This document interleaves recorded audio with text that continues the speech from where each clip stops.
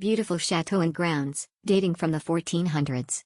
Very welcoming, speaking to us in English. Shower and towel warmers were exquisite. Local caramels awaiting us in our room. Breakfast was superb, great options for vegetarians, not so much for vegans. Dinner was lovely, few options for vegetarians, none for vegans. Even though I showed the server on Google Translate that we did not want any meat or seafood, the salad still had bacon on it. Service was slow, especially waiting for the bill. Over 15 minutes after asking for it, had to ask again. Food was delicious. Gave us a nice bucket in order for us to enjoy wine/champagne that we bought at tastings, in our room. Beautiful gardens of poppies and lavender with amazing, large bees buzzing around. We rented a hybrid car, and the electric charger there in front of the lobby was so convenient. Unfortunately, one night someone who did not have an electric car parked there, preventing us from charging. A sign that the spot is for charging only would help. Lovely organic toiletries and complimentary slippers. USB chargers bedside.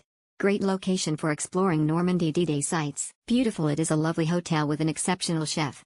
Beautiful gardens abound.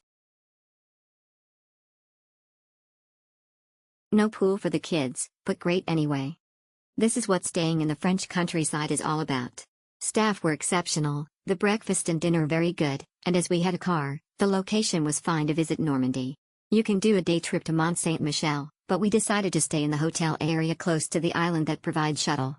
Go as early as possible, have early lunch and get out before the crazy mob tourists arrive and you have to wait 30 minutes online for the shuttle back to hotel. Beautiful hotel near Omaha Beach, the staff were wonderful.